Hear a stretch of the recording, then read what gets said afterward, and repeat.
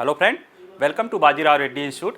Today analysis के आज के अंक में हम 15 नवंबर 2024 के 3 प्रमुख समाचार और उस पर आधारित 5 प्रश्न देखेंगे, जिसमें से पहला समाचार है, सभी प्रमुख समाचार पत्रों में द हिंदू हो, द इंडियन एक्सप्रेस हो, कि केंद्र सरकार द्वारा मणिपुर के 5 जिलों के 6 थाना क्षेत्रों में AFSPA arm force special power act 1958 को जो है लगा दिया गया है। और कहीं ना कहीं ये मणिपुर की जो चली आ रही चुनौती है, जो पिछले मई से ही 23 मई के बाद हिंसा, मई 2023 के बाद से वहाँ हिंसा शुरू हुई है, उसमें एक नया पड़ाव है। क्योंकि धीरे धीरे करके केंद्र सरकार और राज्य सरकार नॉर्थ ईस्ट के कई सारे राज्यों, उसमें मणिपुर भी है, वहाँ से अफस्पा को निकाल रही थी। लेकिन अब सितंबर में मणिपुर राज्य सरकार ने कुछ जिलों में लगाया है और हाल फिलहाल में केंद्र सरकार द्वारा इसको लगाया गया है। तो इसको हम गंभीरता से समझेंगे, गंभीर मुद्दा है, उसके विभिन्न पहलुओं को समझेंगे। दूसरा मुद्दा है कि रूस और उत्तर कोरिया द्वारा अब व्यापक रणनीतिक साझेदारी संधि पर जो है संधि जो है की गई है। ये संधि एक्चुअल में जून में हुई थी, जून 2024 में, जब 24 साल बाद कोई रशिया के राष्ट्रपति उत्तर कोरिया के दौरे पे गए थे, उस दौरान ये संधि हुई थी। लेकिन उसको लागू करने के लिए जो है रूस के संसद द्वारा इसे रेटिफाई कर दिया गया है और इसके बाद राष्ट्रपति द्वारा हाल ही में हस्ताक्षर करके, यानी ये कानून हो गया है रूस के लिए। क्यों ये मुद्दा चर्चा में है, क्यों ये संधि पर अभी हाल फिलहाल में हस्ताक्षर हुई है, इन सारी चीज़ों को समझने की कोशिश करेंगे।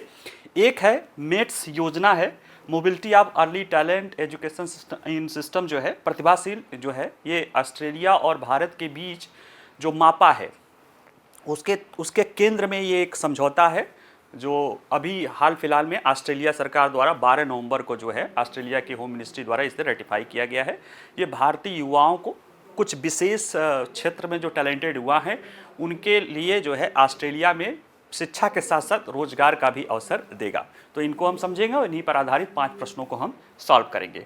देखिए, ये मणिपुर में आर्म फोर्सेस का मूवमेंट है। अभी कुछ दिन पहले आपने देखा होगा 11 या 12 नवंबर को ये देखा होगा कि सीआरपीएफ ने अपने जवाबी कार्रवाई में 11 लोगों की जो है मिलिटेंट्स की जान गई थी।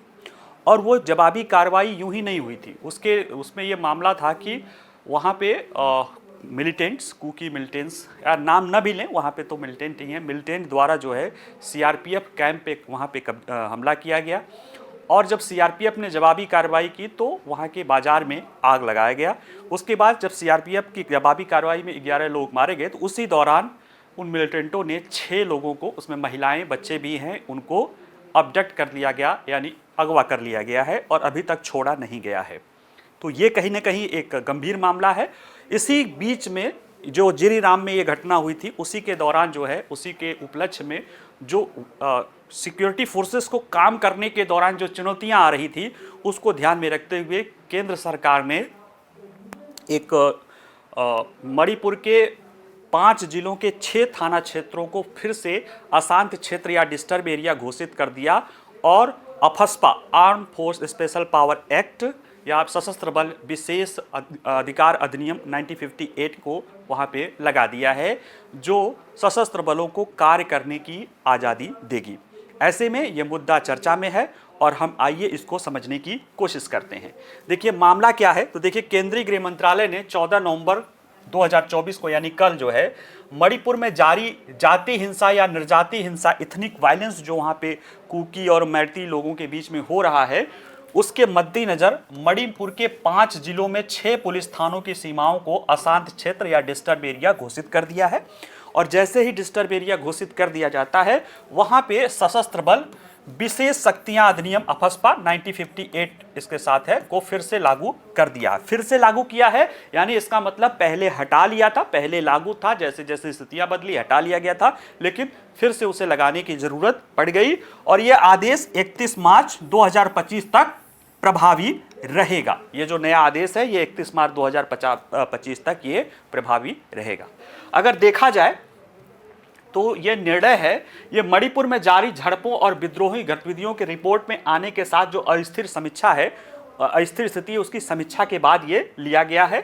और इसमें जो शामिल जिले हैं, इम्फाल पश्चिम, उसमें सेकमाई थाना है, लामसांग, सेकमाई और लामसांग, इम्फाल पूर्व में लामलाई, बिष्णुपुर में मोइरंग, कोंगपोकी में लामाखोंग और जिरीबाम, ये 6 थाना क्षेत्र हैं जहां पे ये लगाया है। और अफस्पा लगाने से उन क्षेत्रों में, जिन क्षेत्रों में डिस्टर्ब एरिया घोषित कर दिया जाता है, जहां अफस्पा लग जाता है, वहां सिक्योरिटी फोर्सेस को यानी मिलिट्री को या और सशस्त्र बलों को, सेंट्रल पुलिस फोर्सेस को वहां पे बेलगाम या माने अनकंट्रोल्ड पावर मिल जाता है। और मणिपुर सरकार ने 2022 में बेहतर सुरक्षा स्थिति और आम जनता के बीच सुरक्षा की बढ़ती भावना के बीच इन क्षेत्रों से अफस्पा को हटाया था। लेकिन अब चूंकि परिस्थितियां वहां पे ऐसी आ गई हैं कि केंद्र सरकार को वहां पे अफस्पा लगाना पड़ा है। क्या परिस्थितियां वहां पे हुई हैं देखिए। जिरीबाम मुठभेड़, ये जिरीबाम एक जिला है वहां का, जो पहाड़ी और सीमावर्ती जिले घाटी। देखिए अगर देखा जाए मणिपुर की लोकेशन को अगर हम थोड़ा सा समझे तो मणिपुर की लोकेशन, वहाँ की डेमोग्राफिक स्थिति को समझना पड़ेगा। जैसे मान लिया ये मणिपुर एक जिला हो गया, ऐसे ही मतलब बना रहा हूँ। इसके बीच में घाटी है जो इसका 1/3 क्षेत्रफल है और यहाँ पे 2/3 जनसंख्या रहती है, पॉपुलेशन रहती है 2/3 और क्षेत्रफल लगभग 1/3 ही है। ठीक है। और इस यहाँ पे जो 2/3 यहाँ पे रहती है, यहाँ पे रहते हैं मैतेई लोग जो हिंदू धर्म के मानने वाले हैं, ट्राइबल नहीं है। और बाकी के ये जो इधर के जिले पहाड़ी जिले हैं, इसके आसपास ये पहाड़ी क्षेत्र है। ठीक है। इन पहाड़ी क्षेत्रों में कुकी जो जनजाति है, जो मिजोरम में भी पाई जाती है और मणिपुर में भी पाई जाती है और इन्हीं का ही जो है म्यांमार में भी पाया जाता है, जिससे सटा हुआ। और ये क्षेत्र जो है इस तरह से है। यहाँ पे जो कुकी जो जनजाति हैं, ज़्यादातर वो ईसाई उनको मानने वाले हैं, ईसाई धर्म के, हालांकि उसमें कुछ मुस्लिम धर्म को मानने वाले भी हैं। जबकि मैतेई में ज़्यादातर यानी बहुसंख्यक जो है हिंदू हैं। तो एक तरह से ये, और ये इनको जो है ट्राइबल का दर्जा मिला हुआ है, इन्हें नहीं मिला हुआ है। इसको लेकर पिछले साल मामला थोड़ा बता दें। पिछले साल क्या हुआ कि मैतेई लोगों द्वारा ट्राइबल स्टेटस की मांग की जा रही थी। उसके पहले से एक कोर्ट में केस लगा हुआ था, वहाँ के हाई कोर्ट में। बिना किसी मुद्दे को वहाँ के हाई कोर्ट ने एक निर्देश दे दिया वहाँ की सरकार को कि मैतेई लोगों को जो जनजाति लोगों में शामिल करने की प्रक्रिया शुरू की जाए। उसके बाद कुकी लोग विरोध करते हैं, हिंसा होती है। उसके बाद काउंटर हिंसा होती है मई में, और फिर ये सिलसिला चलता जा रहा है। और एक तरह से काफी हद तक दम शांत हो चुका क्षेत्र था, क्योंकि 2022 में देखें कि ज्यादातर क्षेत्रों से अफस्पा को हटा लिया गया था, वह पुनः जो है आग में जलने लगा है। अभी थोड़ा सा हम बताएंगे। तो ये परिस्थितियां हैं, इसमें पहाड़ी जिले हैं और ये क्षेत्रीय जिले हैं। तो इसके जो बॉर्डर एरिया में से ही जिरीबाम एक जिला है जिसमें एक कुकी और मैती लोगों का आपस में एक तरह से जुड़ाव होता है। और वह भी जो वहां पे स्थिति है, अगर देखा जाए तो इन पहाड़ी क्षेत्रों के 10 जिलों में मणिपुर में पहले ही, अभी देखेंगे कि मणिपुर सरकार ने पहले ही वहाँ पे अफस्पा लगा दिया है। और यहाँ पे असम राइफल्स और आर्मी दोनों यहाँ पे पेट्रोलिंग कर रही हैं। जो ये क्षेत्रीय क्षेत्र जो घाटी का क्षेत्र है जहाँ पे मैती आबादी ज़्यादा है, वो क्षेत्र जो है अभी इससे बाहर थे। हालांकि वहाँ पे पुलिस और सीआरपीएफ पेट्रोलिंग कर रही थी। लेकिन सीमावर्ती क्षेत्रों में 11 तारीख को जो जिरीबाम घटना हुई है उसमें कुछ चुनौतियां सामने आई है और उसको लेकर जो है इस चीज को अपनाया गया है कि अफस्पा को इस घाटी के भी कुछ सीमावर्ती जिलों में भी इसे लगा दिया गया है, ताकि सेंट्रल पुलिस फोर्स जो अभी पहाड़ी क्षेत्रों में बेहतर काम कर रही है, जरूरत पड़ने पर वो सीमांत और सीमावर्ती क्षेत्रों में भी आसानी से काम कर सके, उनके हाथ बंधे नहीं। आइए जरा देखते हैं ये मुठभेड़ की घटना। तो देखिए, ये जो सशस्त्र बल विशेष अधिनियम 1958 के तहत जो बाहर रह गए पुलिस स्टेशन क्षेत्र में से 6 को शामिल करने का निर्णय 11 नवंबर को मणिपुर के जिरीबाम जिले के एक महत्वपूर्ण मुठभेड़ के बाद आया, जिसके परिणाम स्वरूप केंद्रीय पुलिस बल के जवानों के साथ गोलीबारी के दौरान 11 संदिग्ध आतंकवादी मारे गए थे।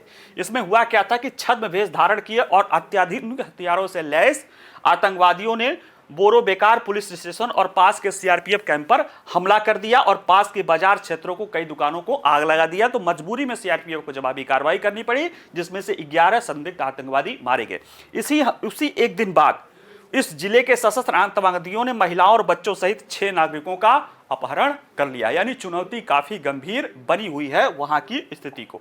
अगर देखें कि मणिपुर में जाति हिंसा जो है ये आज जो हो रही है नहीं, ये जैसे मैंने बताया कि मई 2023 से ही वहां पे है, लेकिन उसकी शुरुआत अगर देखा जाए तो मार्च में है, और उसके भी पहले देखा जाए तो 2021 के बाद से, जब मणिपुर सरकार द्वारा जो पहाड़ी क्षेत्र दिखा रहे थे ना अभी मैप में, वहां पे अफीम की खेती की एक मतलब जो है एक शिकायत दिखी गई, क्योंकि ये माना गया कि म्यांमार के कई सारी कुकी जनजाति, जब वहाँ पे सरकार द्वारा, वहाँ की जुंटा सरकार द्वारा प्रेशर दिया गया, तो वहाँ से भाग के ये मणिपुर में आ गए और वहाँ पे डेमोग्राफिक चेंज होने लगी, और सरकार ने जब उसको दूर करने के लिए क्लीनिंग करने की कोशिश की, और वहाँ पे जब पोस्ते की फसल या अफीम की फसल को बर्बाद किया जाने लगा, तो वहां पे ये हिंसक परिस्थितियां बनती चली गई। और उसी के दौरान मार्च में कोर्ट का एक फैसला आ जाता है, अनावश्यक एक फैसला आ जाता है, जिसे बाद में हाई कोर्ट ने वापस भी ले लिया, लेकिन उसके बाद वहां पे ऐसी आग लग गई कि जो अब तक धधक रही है, और जिसमें से 237 लोगों की मृत्यु हो गई है, 60,000 से लोग अधिक घायल हो गए हैं, जिसमें पिछले साल आपने देखा था कि एक जो हिंसक भीड़ द्वारा 2-3 महिलाओं को नग्न घुमाया गया, जिससे पूरा देश शर्मसार हुआ और उनकी बाद में हत्या कर दी गई। और अभी देख रहे हैं कि महिलाओं बच्चों को एब्डिक्ट, वहां पे दोनों पक्षों में से कोई भी हिंसा प्रतिहिंसा में कोई कमी नहीं की जा रही है। और कई लोग तो ये भी कह रहे हैं कि ये जो जातीय हिंसा है, इसके पीछे कहीं ना कहीं कुछ विदेशी तत्वों का भी हाथ है, क्योंकि वो जो अभी मामले सामने आ रहे हैं उसमें यह है कि वहां पे जैसे अफगानिस्तान में अफीम की बहुत बड़ी खेती होती थी, तो वो गोल्डन क्रिसेंट का हिस्सा था अफगानिस्तान, जहां से अफीम की खेती होती थी, दुनिया में सप्लाई होती थी। और एक गोल्डन क्रिसेंट गोल्डन ट्रायंगल है इधर, लाओस म्यांमार और थाईलैंड या कंबोडिया, मुझे नाम नहीं याद है, एक देश और है, उसी से सटा हुआ हमारा मणिपुर है, मिजोरम है। वहां पे देख रहा है जब दबाव बन रहा है, तो इस क्षेत्र को भी उस अफीम वाले नेटवर्क में जोड़ने के लिए यहाँ पे स्थितियां चुनौतीपूर्ण हो गई है। तो कहीं ना कहीं ये चीज देखा जा रहा है कि इसमें बाहरी ताकतों का भी हाथ है, लेकिन अब ताकतों का हाथ चाहे जो भी हो, जैसे भी हो, ये हिंसा को हमें रोकना ही पड़ेगा। और इसको रोकने के लिए मणिपुर में नए सिरे से अपस्पा लगाने की प्रक्रिया शुरू हो गई। 2022 में जो मणिपुर के ज्यादातर हिस्सों से अपस्पा को हटा लिया गया था, केंद्रीय गृह मंत्रालय ने अधिसूचना, जो अभी अधिसूचना जारी की, उसमें कहा कि 26 सितंबर को मणिपुर सरकार ने मणि की 10 पहाड़ी जिलों में, जो पहाड़ी जिले हैं उसमें अपस्पा लागू कर दिया था, जहां पे कुकी जनजाति रहते हैं, और 6 जिलों के 19 पुलिस थानों को छोड़ दिया था, जो कि ज्यादातर घाटी क्षेत्रों में थे। उनमें से जो सीमावर्ती क्षेत्र थे उनको लेकर चुनौतियां थी, और विभागीय समीक्षा करने के बाद ये जारी जातीय हिंसा, खासतौर से जो सीमावर्ती जिरीबाम और इस तरह के क्षेत्र है, उन 6 जो है थानों में लगा दी गई है। क्यों लगा दी गई है, उसके पीछे के कारणों को देखें तो नए सिरे से पस्पा लगाने की आवश्यकता क्यों हुई, क्योंकि देखिए एक वरिष्ठ सरकारी अधिकारी कह रहा है कि इसके लागू होने के बाद सेना और असम राइफल, मजिस्ट्रेट और राज्य पुलिस के आने का इंतजार किए बिना ही अभियान चला पाएंगे। देखिए जिन क्षेत्रों में अपस्पा लगा है वहां पे असम राइफल्स और मिलिट्री फोर्स, खासतौर से असम राइफल हमारा सेंट्रल पैरामिलिट्री फोर्स है, CAPF ही है, और वो गृह मंत्रालय के अंतर्गत रहता है, लेकिन उसका जिम्मेदारी, उसकी कार्य करने, यानी वो मिलिट्री के अंतर्गत, रक्षा मंत्रालय के अंतर्गत आता है, यानी उसे सिक्योरिटी फोर्सेस का दर्जा मिला हुआ है। तो वो उन जिलों में, पहाड़ी जिलों में वो आसानी से अपने लेवल पे स्वतंत्र पूर्वक काम कर रहा है। लेकिन जो सीमावर्ती जिले हैं जहां पे अपस्पा नहीं लगा है, वहां पे उनको दिक्कत आती है, क्योंकि उन्हें इंतजार करना पड़ता है लोकल एडमिनिस्ट्रेशन या राज्य प्रशासन का, यानी मजिस्ट्रेट का, पुलिस का, उसकी अनुमति आने की जरूरत पड़ती है। और तब तक इसका उनको पता होता है, जो आतंकवादी हैं, उग्रवादी, उनको पता है कि यहां तक ये अच्छे से काम कर सकते हैं, यहां नहीं कर सकते, क्योंकि इनको यहां पे सुरक्षा नहीं मिली है, राज्य पुलिस की यहां पे इनको जरूरत पड़ेगी, मजिस्ट्रेट की जरूरत पड़ेगी, और उस दौरान वो अपनी कार्य कर लेते हैं। आपने कई वीडियो देखा होगा कि हमारे सिक्योरिटी फोर्सेस जा रहे हैं और उनके ठीक सामने RPG और हथियार लेके उग्रवादी खड़े हैं और सुरक्षा बल उनको समझा रहे हैं। क्यों? क्योंकि उन्हें पता है कि उनके हाथ बंधे हुए हैं, यहां पे वो कोई कार्रवाई करेंगे तो उन पर जो केस आदि भी हो सकती है, वो उनके अथॉरिटी सेक्टर से, उनके अधिकारता क्षेत्र से बाहर का है। इसी चुनौती को दूर करते हुए जो है ये किया गया है कि ये जो क्षेत्र बफर वाला क्षेत्र है, वहां पे भी अपस्पा का विस्तार केंद्र सरकार ने कर दिया। क्यों? क्योंकि सेना में तो वहां पे पहाड़ियों पर चूंकि क्योंकि जनजाति है, राज्य सरकार कर दी है, लेकिन घाटी को लेकर, अपस्पा को लेकर विरोध होता रहा, जिससे राज्य सरकार रिलक्टेंट है या जारी नहीं करना चाहती है। तो केंद्र सरकार ने अपनी जरूरतों, अपनी सिक्योरिटी फोर्स की जरूरतों को रखते हुए आसपास के जिलों में लगा दिया है। अब उन्हें नागरिक प्रशासन की सहायता के लिए इंतजार करने की जरूरत नहीं है। जब भी हथियारबंद अगर हमला होता है तो वो उसका जो फायदा उठा ले रहे थे वो त्वरित कार्रवाई कर सकते हैं। अफस्पा के बारे में थोड़ा सा देख लें। Arm force special power act 1958 या सशस्त्र बल विशेष शक्तियां अधिनियम 1958 ये संसद के द्वारा बनाया गया अधिनियम है, जो विभिन्न क्षेत्रों में, भारत के विभिन्न क्षेत्रों में जो अशांत क्षेत्र हैं यानी हिंसाग्रस्त क्षेत्र हैं, जिन्हें डिस्टर्ब एरिया घोषित कर दिया गया है, वहां पे सशस्त्र बलों को यानी हमारे सिक्योरिटी फोर्सेस को, आर्म फोर्सेस को विशेष पावर देते हैं, विशेष उन्मुक्तियां देते हैं। अगर पावर के रूप में देखें तो सशस्त्र बलों को कानून तोड़ने वाले लोगों को गिरफ्तार करने, मारने, बिना वारंट के परिसर की तलाशी लेने और बिना अनुमति के संपत्ति में प्रवेश करने और उसे जब्त करने की शक्ति देता है। अगर अफस्पा लागू नहीं होगा तो ये सारे कार्य मजिस्ट्रेट के पास है, जो कि सेना के पास नहीं है। सेना विशेष परिस्थितियों में आती है, जैसे अगर देखा जाए तो उसके लिए डिस्ट्रिक्ट मजिस्ट्रेट लिख कर देगा अपने राज्य के होम सेक्रेटरी को, होम सेक्रेटरी देगा वहां के होम सेक्रेटरी को, केंद्र के होम सेक्रेटरी को, और फिर वो मिलिट्री को ऑथराइज करेंगे तो यहां पे आता है। यानी काफी लंबी प्रक्रिया होती है और हिंसक या सांप्रदायिक हिंसा के दौर में यह प्रक्रिया अपनाई जाती है। लेकिन जहां पे लगातार रोज ये स्थिति हो रही हो और बिना मिलिट्री के या सिक्योरिटी फोर्सेस के वो हैंडल ना हो,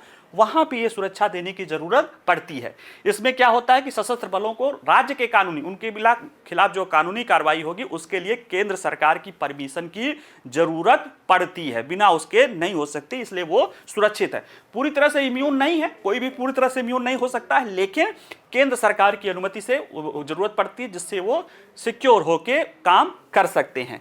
अशांत क्षेत्र क्या होता है? राज्यपाल यानी राज्यों के राज्यपाल या कहीं एडमिनिस्ट्रेटर है, या अगर कहीं केंद्र शासित प्रदेश है तो वहां का एडमिनिस्ट्रेटर, या केंद्र सरकार किसी भी क्षेत्र को अशांत क्षेत्र घोषित कर सकती है।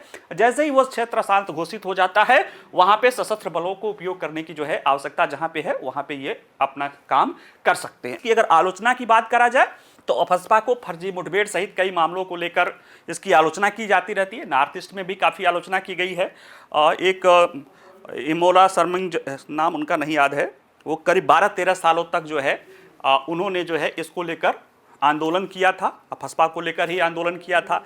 मणिपुर की ही कई सारी महिलाओं ने नग्न होकर अफस्पा का आंदोलन किया था। तो इसको लेकर आंदोलन होते रहे कि इसके द्वारा फर्जी मुठभेड़ या मानवाधिकार का उल्लंघन करता रहा, जिसमें कुछ एक घटनाएं सत्य होती हैं, बाकी ज़्यादातर वहाँ के जो जिसके खिलाफ उनका आंदोलन चल रहा, उनका कार्रवाई चल रही होती है, उनके प्रोपेगेंडा का हिस्सा होता। मैं ये नहीं कहता हूँ कि बिल्कुल नहीं होती, एक आध घटनाएं होती हैं। काली भेड़ हर जगह होता है और वह उस पूरे जो उद्देश्य होती है उसको फेल करने के लिए महत्वपूर्ण भूमिका निभाता है। तो वो थी है, उसको देखते हुए एक जीवन रेड्डी समिति बनी थी। उनका कहना था कि अफस्पा को हटा के अनलॉफुल एक्टिविटी प्रिवेंशन एक्ट 1967 में ही कुछ ऐसे प्रावधान कर दें जो अफस्पा की चीज़ों को, जो अफस्पा वाले पहलू को उन्हें संरक्षित किया जा सके। लेकिन अभी ये संचालित है, काम कर रही है और जिस तरह की परिस्थितियां हैं उनमें ये लागू है।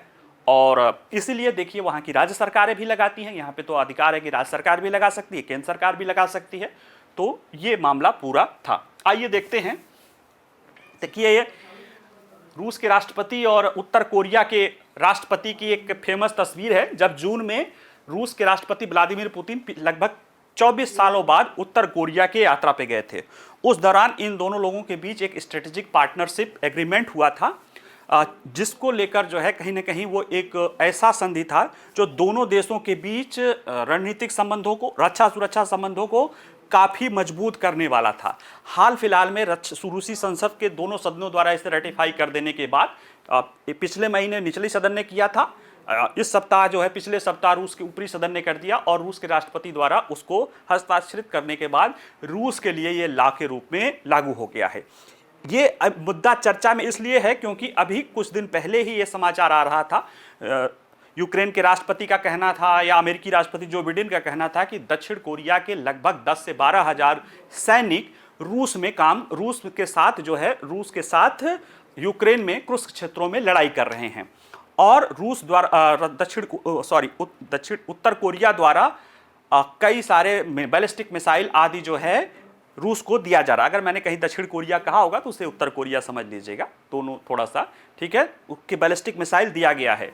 और देखा जाए तो किसी भी देश द्वारा ये किसी दूसरे देश में सेना भेजना यह अंतर्राष्ट्रीय कानूनों का उल्लंघन है, एक्सेप्ट अगर उन दो देशों के बीच में कोई कानूनी ऐसा पहलू हो, यानी दोनों देशों ने अगर कानूनन एक दूसरे के साथ समझौता या संधि कर रखा है सामूहिक सुरक्षा रक्षा वाला, जो कि यूनाइटेड नेशन के चार्टर के आर्टिकल 51 के तहत सामूहिक रक्षा के सिद्धांत के तहत हो, तब ये सक्षम में हो जाता है।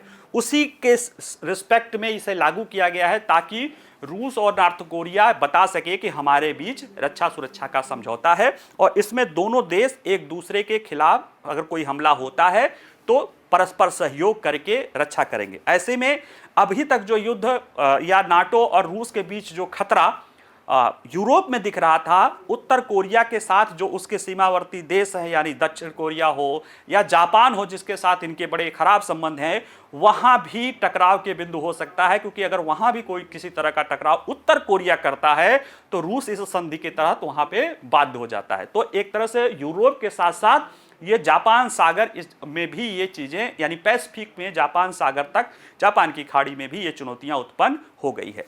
ऐसे में आइए हम इसको समझते हैं। देखिए चर्चा में क्यों है, तो राष्ट्रपति व्लादिमीर पुतिन द्वारा रूस और उत्तर कोरिया के बीच एक संधि को कानून बनाने के लिए हस्ताक्षर किए गए हैं। इससे रूस और उत्तर कोरिया के साथ रणनीतिक साझेदारी में शामिल हो गया है और इस समझौते में पारस्परिक रक्षा म्यूचुअल सिक्योर डिफेंस का प्रावधान है, जिसके सशस्त्र हमले की स्थिति में प्रत्येक देश को दूसरे देश को सैन्य सहायता प्रदान करना अनिवार्य है। अब वो संधि से बंध गए हैं रूस और उत्तर कोरिया। अगर देखा जाए तो ये घटनाक्रम राष्ट्रपति व्लादिमीर पुतिन और कोरियाई नेता किम जोंग द्वारा प्योंगयांग, उत्तर कोरिया की राजधानी है, वहां पे एक शिखर सम्मेलन किया गया था जून 2024 में। उसके 5 महीने बाद ये समझौता किया गया है। अगर हम देखें कि इस संधि में क्या क्या शामिल है तो देखिए ऑब्जर्वर रिसर्च फाउंडेशन जो हमारा एक थिंक टैंक है उसका कहना है कि दोनों देशों के बीच व्यापक रणनीति साझेदारी पर ये जो संधि हुई है ये 1961 और 2000 की संधियों और 2000 और 2001 के मास्को और प्योंगयांग घोषणा पत्र के स्थान पे ये उसमें जगह लेगा।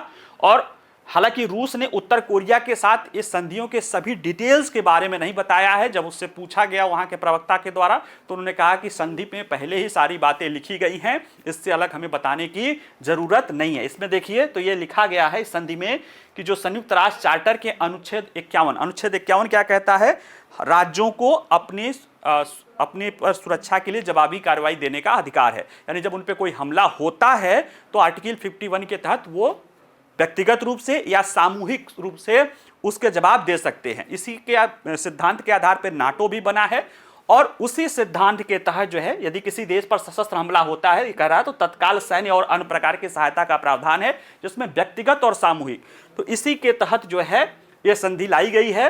अर्थात इसमें जो नाटो का अनुच्छेद 5 है आपसी रक्षा सहयोग म्यूचुअल डिफेंस पैक्ट, उसी के तहत एक समान खंड इसमें शामिल हो गया है। यानी नाटो के अगेंस्ट जो वर्सा पैक्ट था वो तो समाप्त हो गया, एक नया वर्सा पैक्ट के तहत यानी रूस और उत्तर कोरिया के बीच सहयोग इसमें देखा जा रहा है। एक नया शीत युद्ध की तरफ ये दुनिया चल रही जिसपे गंभीरता से ध्यान देने की जरूरत है, क्योंकि दोनों न्यूक्लियर स्टेट है और उसमें से उत्तर कोरिया है वो एक रोग स्टेट है जिसके बारे में वो किसी भी व्यवस्था को मानने के लिए तैयार नहीं है और हर चीज को कहता है मेरे पास तो न्यूक्लियर बटन है। ऐसे में दोनों देश ऐसे गठबंधन या समझौते में शामिल होने से बचने पर भी सहमत हुए हैं जो एक दूसरे को खतरा पैदा कर सके, यानी एक दूसरे की सुरक्षा ही नहीं करेंगे। ऐसे और किसी भी गठबंधन में ये दोनों शामिल नहीं होंगे जो एक दूसरे को क्या करे, खतरा पैदा करे। साथ ही कथित खतरों के खिलाफ एक एकीकृत मोर्चे का भी सुझाव देता है जो साझेदारी के रक्षात्मक और रणनीतिक पहलुओं को भी मजबूत करता है। यह रक्षात्मक पहलू के साथ साथ इसमें यह भी बात कही गई है कि यह एक ध्रुवीय विश्व व्यवस्था को बढ़ावा देने का जोर देता है। एक ध्रुवीय व्यवस्था जिसमें से एक ही पावर हो, सेंटर हो, बाकी अलग, यानी अमेरिका के नेतृत्व वाला नाटो एक तरह से सीधे सीधे कहा जाए कि यह उसके विरुद्ध ये काम कर रहा है। इसके अतिरिक्त यह संधि सीमा पर सहयोग को बढ़ाने का प्रकाश डालती है, क्योंकि दोनों ही देशों पर, रूस पर भी और उत्तर कोरिया पर भी जितने प्रतिबंध लगा सकते हैं अमेरिका और पश्चिमी देशों ने लगा दिया है। अब उनसे ज्यादा उनके पास प्रतिबंध है ही नहीं, इसलिए दोनों को अब कोई डर भी नहीं है और वो लोग कह रहे हैं हम खुल के काम करेंगे जिससे व्यापार, आर्थिक सहयोग, निवेश, वैज्ञानिक और तकनीकी क्षेत्रों में भी विस्तार बढ़ेगा और विकास को बढ़ावा मिलेगा। ये कुछ संधि के ये सारे पहलू रहे हैं। अब प्रश्न है कि रूस और उत्तर कोरिया के बीच ये जो संधि है ये उनके बढ़ते प्रगाढ़ संबंधों के ही एक प्रतिध्वनि है। देखिए इस वर्ष जून में राष्ट्रपति पुतिन की प्योंगयांग की यात्रा के बाद उत्तर कोरिया के साथ रूस का बढ़ता गठबंधन और भी गहरा हो जा रहा है। क्यों? क्योंकि दोनों देशों ने एक रक्षा समझौते पर हस्ताक्षर किए, जो शीत युद्ध के बाद, जो शीत युद्ध 90 में खत्म हो गया था, उसके बाद उनके बीच सबसे करीबी सैन्य सहयोग को दर्शाता है। और अगर देखा जाए तो यह समझौता उत्तर कोरिया संबंधों को और मजबूत करने का प्रतीक है, खास तौर पे उस दौर में जब फरवरी 2022 से रूस यूक्रेन में आक्रमण किए हुए है। और रूस यूक्रेन पर चूंकि आक्रमण करने को लेकर अंतर्राष्ट्रीय अलगाव को झेल रहा है और अन्य देशों द्वारा भले उसे मदद की जा रही हो, लेकिन और कोई उस तरह से खुल के सामने नहीं आ रहा है। ऐसे में रूस को सहयोगी चाहिए और उत्तर कोरिया से उसे बेहतर सहयोगी कोई नहीं हो सकता, जो उसके लिए अपनी सेना। देखिए, रूस के पास सहयोगी की जरूरत, आप पूछेंगे क्यों है? देखिए, न रूस के पास हथियारों की कमी है, हालांकि छोटे मोटे हथियारों की हो सकती है, न फायर पावर की कमी है, न अन्य चीज़ों की कमी है। रूस के पास कमी है लोगों की, क्योंकि उसके पास जनसंख्या सीमित ही है ना, बहुत ज़्यादा जनसंख्या तो है नहीं। और जो युद्ध चल रहा है, जो लंबा युद्ध खींचता है, उसमें यूक्रेन की तरफ ही जान जा रही है, रूस की तरफ भी जान जा रही है। ऐसे उसे सेना की कमी महसूस हो रही है और वो ना उत्तर कोरिया देने के लिए तैयार है। अब कहेंगे सर उत्तर कोरिया को क्या मिलेगा? उत्तर कोरिया को पूरी तरह से अलगाव है और दक्षिण कोरिया की तरफ तो जो रास्ता जा रहा था उसको तो उसने खुद ही उड़ा दिया है। अब उसके पास यह है कि रूस के साथ उसे आर्थिक दृष्टि से भी मदद मिल सकती है, तकनीकी दृष्टि से, खासतौर से वह परमाणु अपने बमों को सशक्त करना चाह रहा है, मिसाइलों को बेहतर करना चाह रहा है। ऐसे में उसे स्ट्रेटेजिक पावर मिलेगा। और खास तौर से जब उत्तर कोरिया को लग रहा है कि उधर दक्षिण कोरिया और जापान आक्रामक रुख अपनाए हुए हैं और भविष्य में अमेरिका जो है उस पर दबाव बना के उसके एक्सटेंशन दे सकता है। जब रूस से समझौता हो जाएगा तो एक तरह से उत्तर कोरिया तो मान ले चलो परमाणु हथियार है फिर भी, लेकिन जब रूस उसमें शामिल हो जाता है तो अगर वो कोई भी स्थिति द्वितीय विश्व युद्ध को या पूरे विश्व के विनाश को ला सकती है। तो जो यूरोप में अभी चल रहा है नाटो और रूस के बीच में छद्मवार, अब यहाँ पे एक उत्तर कोरिया और अमेरिकी सहयोगियों के बीच में एक नया छद्मवार हो सकता है, अगर अमेरिका के सहयोगी यानी उत्तर कोरिया या जापान के द्वारा ऐसा कुछ, या अमेरिका के द्वारा ऐसा कुछ उत्तर कोरिया के लिए किया जाता है। ठीक है, तो ऐसे में देखिए, यह समझौता तब हुआ जब पश्चिमी और दक्षिणी कोरियाई खुफिया सूत्रों ने आरोप लगाया कि उत्तर कोरिया ने रूस को हथियार मुहैया कराए। सिर्फ हथियार ही नहीं है, रिपोर्ट बताती है कि उत्तर कोरिया ने अपने हजारों सैनिकों को रूस भेजा है। संयुक्त राज्य अमेरिका के अनुसार उत्तर कोरिया ने यूक्रेन के खिलाफ प्रशिक्षण और संभवतः लड़ने के लिए 10,000 सैनिकों को रूस में भेजा है। राष्ट्रपति जो बाइडेन इस कदम को बहुत खतरनाक बता रहे हैं और नाटो का महासचिव कह रहा है कि इसे रूस के युद्ध का खतरनाक विस्तार कहा जा रहा है। क्योंकि देखा जाए तो इस जो रूस यूक्रेन युद्ध है, इसमें पहली बार किसी अन्य देश ने अपनी सेना को भेजा है लड़ने के लिए। अभी तक यूक्रेन की सेना जा रही थी, हालांकि रूस का आरोप था कि नाटो देशों की सेनाएं छद्म रूप में यूक्रेन के रूप में जा रहे थे, लेकिन ऐसा नहीं है। कुछ एक सहयोगी भले रहेंगे ट्रेनिंग आदि के, लेकिन ये तो खुलेआम उत्तर कोरिया द्वारा रूस में अपनी सेना भेजी गई है और किसी और देश में, यानी देखा जाए तो उत्तर कोरिया भी यूक्रेन से लड़ाई लड़ रहा है और ये एक गंभीर मुद्दा है जो अंतर्राष्ट्रीय कानूनों का उल्लंघन है। और इसी को जस्टिफाई करने के लिए जो है इस संधि को लाया गया है। क्यों? क्योंकि देखिए, Korean institute for national unification के विश्लेषक होंग मिन कह रहे हैं कि दोनों देश रूस में उत्तर कोरिया की सैन्य तैनाती की वैधता का दावा करेंगे और यह तर्क देते हुए कार्रवाई दोनों के बीच अनुसमर्थित संधि द्वारा उचित है। क्योंकि जो कार्रवाई की गई है वो आर्टिकल 51 का हवाला देते कि हमारे उनके बीच में तो ज्वाइंट संधि है कि एक दूसरे के युद्ध के समय या एग्रेशन के समय हमें उनकी मदद करनी है, तो हम उसे जो कर रहे हैं वो अंतर्राष्ट्रीय कानूनों के सक्षम है। हालांकि वो कह रहे हैं कि ऐसी संधि संयुक्त राष्ट्र के प्रस्तावों को रद्द नहीं करती है, लेकिन ये विरोधी पक्ष है, दक्षिण कोरिया तो कहेंगे, लेकिन वो उसको बचाने के लिए ये सारी चीजें की गई है। और यह संधि भविष्य में उत्तर कोरिया सैनिकों की और अधिक तैनाती का मार्ग प्रशस्त करेगी। उत्तर कोरिया कह रहा है घबराओ मत, हमारे यहाँ 10 लाख लोग और हैं जो हम रूस को भेज सकते हैं। उसमें भेजे न भेजे, लेकिन कहीं ना कहीं एक सिंबोलिज्म है जो ये बताता है कि रूस की जो चुनौती थी, रूस की सबसे बड़ी चुनौती उसके सैन्य बलों की संख्या कम होना, वो एक चुनौती को ये उत्तर कोरिया के सहयोग से दूर कर सकता है। और उत्तर कोरिया का तो जैसे हमने बताया कि उसे तो रूस का एक सुरक्षा कवर पूरी तरह से मिल गया है। ऐसे में वो अपने क्षेत्र में और भी दादागिरी से रह सकता है, दादागिरी से ही रहता है और किसी चीज से नहीं रहता है। पश्चिमी देशों की क्या प्रतिक्रिया है देखिए भाई, निश्चित रूप से ये संधि कहीं ना कहीं उन्हें जो है, एक तो यूरोप की जो स्थिति तो है, ये जापान वाली क्षेत्रों में भी उन्हें चिंतित कर रही है, पैसिफिक क्षेत्रों में उन्हें चिंतित कर रही है। ऐसे में G7 देश हैं, जो ग्रुप 7 देश हैं, और उसमें अमेरिका है, ऑस्ट्रेलिया, अमेरिका है, ब्रिटेन है, फ्रांस है, जर्मनी है, यूके है, जापान है, तो ये सारे देश हैं। बाकी दक्षिण कोरिया, ऑस्ट्रेलिया और न्यूजीलैंड, ये जो अमेरिकी सहयोगी देश हैं, इन सब के वित्त मंत्रियों ने, विदेश मंत्रियों ने उत्तर कोरिया और रूस के इस संधि का जो है विरोध किया है और कहा है कि ये कार्रवाई यूक्रेन में रूस के अभियान का सीधे समर्थन करने की संभावना है और ये कहीं न कहीं संघर्ष को बढ़ावा देने वाला होगा। G7 में बयान किया कि रूस को उत्तर कोरिया के बैलिस्टिक मिसाइल और गोला बारूद के निर्यात के बारे में चिंता उजागर किया और इससे संयुक्त राष्ट्र की सुरक्षा परिषद के प्रस्तावों के अगेंस्ट बोला गया। लेकिन ये अपनी जो बातें हैं, इसको समझ लीजिए कि ये संधि कहीं ना कहीं अगर इसको सही ढंग से नहीं समझा गया, क्योंकि ऐसा तो है नहीं, मान ले चलो ट्रंप के आने के बाद रूस के साथ अमेरिकी संबंधों को सामान्य होने की मदद मिलेगी, लेकिन ये संधि उत्तर कोरिया के लिए भी बहुत महत्वपूर्ण है, क्योंकि रूस ऐसा देश नहीं है जो संधि से हट जाएगा। उसकी अपनी क्रेडिबिलिटी है और उसका मिलना कहीं ना कहीं जो पैसिफिक क्षेत्र है उसके देशों, खासतौर से दक्षिण कोरिया के लिए चिंता का विषय या जापान के लिए चिंता का विषय हो गया है, क्योंकि वो पूरा क्षेत्र चीन के साथ ऑलरेडी ही बॉयल है और अमेरिका का अगला ध्यान पैसिफिक में जाने की उम्मीद है। ऐसे में ये संधि अगर मिलती है तो ये खतरनाक रूप ले सकती है नाटो के अगेंस्ट। चलिए, जो आखिरी न्यूज है वो है MATES, mobility of early talent education system जो है, ये ऑस्ट्रेलिया का अपना एक प्रोग्राम है जो भारतीय युवाओं को 2 वर्ष के लिए वहाँ पे विशेष वीज़ा देते हैं, जिसमें वीज़ा देने में काफ़ी छूट है। भारत के कुछ 100 विशेष संस्थाओं से पढ़े हुए जो डिग्री धारक जो है प्रतिभाशाली छात्र हैं, उनको वहाँ पे अपनी शिक्षा के साथ साथ कार्य करने की भी आज़ादी मिलेगी और यह भारत और ऑस्ट्रेलिया के बीच जो मोबिलिटी ऑफ टैलेंट की जो बात की जा रही है, मोबिलिटी ऑफ वर्क प्लेस, उसको बढ़ावा देने में एक प्रमुख भूमिका निभाएगी। हम ये क्यों पढ़ रहे हैं? क्योंकि 12 नवंबर को ऑस्ट्रेलिया गृह मंत्रालय ने इस संधि को के लिए जो है गाइडलाइंस जारी कर दी है। देखते हैं चर्चा में क्यों है।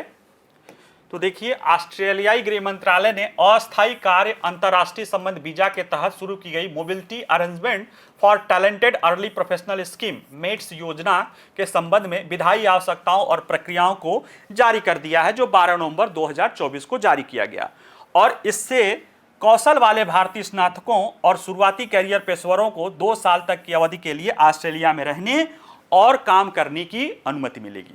और ये जो संधि लाई गई है या जो नई वीजा योजना है, ये ऑस्ट्रेलिया और भारत के बीच प्रवासन और गतिशीलता भागीदारी व्यवस्था, mobility of migration and partnership arrangement जो है, उसके तहत जो मई 2023 में किया गया था, उसके तहत उसका या कह सकते हो कि उसका हृदय है या उसका केंद्र बिंदु है ये मेट्स योजना। इस योजना के बारे में देखें तो उसके पहले हम MMPA देख लेते हैं कि प्रवासन और गतिशीलता साझेदारी व्यवस्था क्या है। तो देखिए, भारत और ऑस्ट्रेलिया एक दूसरे के स्ट्रेटेजिक पार्टनर हैं। उसमें संबंधों को और मजबूत करने के लिए एक महत्वपूर्ण कदम के लिए दोनों देशों ने 23 मई 2023 को प्रवासन और गतिशीलता साझेदारी व्यवस्था की शुरुआत की थी। इसका उद्देश्य क्या था? पारस्परिक प्रवास को बढ़ावा देना और विशेष रूप से दोनों अर्थव्यवस्थाओं के लिए महत्वपूर्ण क्षेत्रों में कौशल हस्तांतरण को सुविधाजनक बनाना है। देखिए, अभी हम बता रहे थे कि कुछ दिन पहले ही, पिछले सप्ताह जो है, भारत के विदेश मंत्री ऑस्ट्रेलिया के दौरे पे थे। उस दौरान उनसे जब ट्रंप के बारे में, उनकी वीजा नीति के बारे में, प्रवासन के बारे में पूछा गया तो उन्होंने कहा था कि आज दुनिया मोबिलिटी ऑफ वर्क प्लेस की तरफ चल रही है। देखिए, यही अर्थव्यवस्थाओं के लिए महत्वपूर्ण क्षेत्रों में कौशल हस्तांतरण, जो टैलेंट है उसके ट्रांसफर को सुविधाजनक बनाने के लिए ये MMPA पिछले साल जो है ऑस्ट्रेलिया के साथ हुआ है।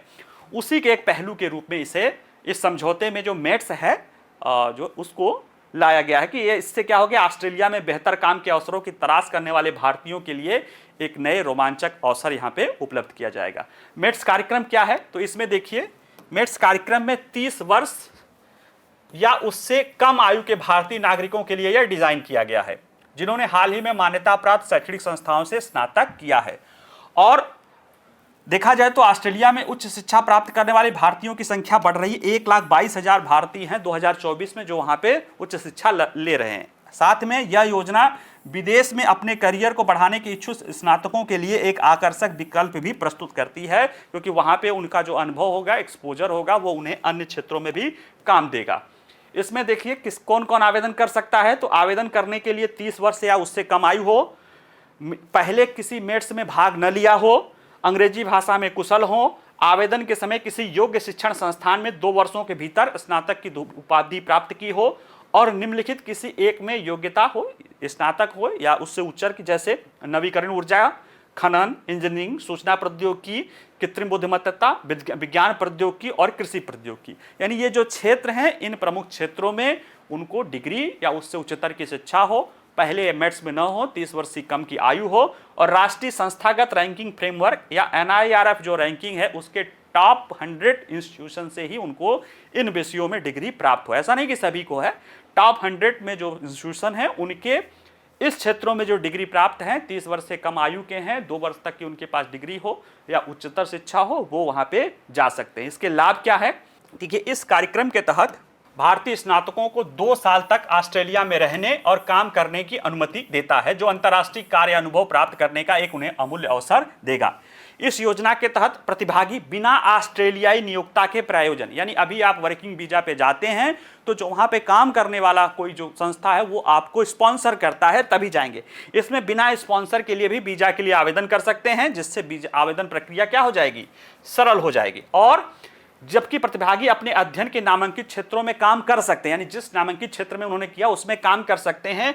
रोजगार विकल्प में वो अन्य विकल्पों को भी चुन सकते हैं और स्नातक विभिन्न क्षेत्रों का पता लगा सकते हैं। संभावित रूप से ऐसी भूमिकाएं प्राप्त कर सकते हैं जो सीधे उनकी शैक्षणिक भूमिकाओं से न जुड़ी हो, उन क्षेत्रों में भी काम कर सकते हैं। हो सकता है मैकेनिकल इंजीनियरिंग से को, लेकिन वहां पे सॉफ्टवेयर में उनको जॉब मिल जाए, तो वो सारी क्षेत्रों में कर सकते हैं। जबकि उसके पहले अपने विभाग में स्पॉन्सर ये सारी चीजें चल रही, तो निश्चित रूप से ये भारत और उसके भारतीय युवाओं के लिए ऑस्ट्रेलिया में काम करने का एक बेहतर अवसर उपलब्ध कराएगा। प्रश्नों के रूप में देख लिया जाए तो पहला है, हाल ही में केंद्र सरकार द्वारा मणिपुर के 6 पुलिस थाना क्षेत्रों में फिर से अफस्पा लागू किया गया है। मणिपुर में नए सिरे से अफस्पा लगाने के कारणों के संदर्भ में निम्नलिखित कथनों पर विचार कीजिए।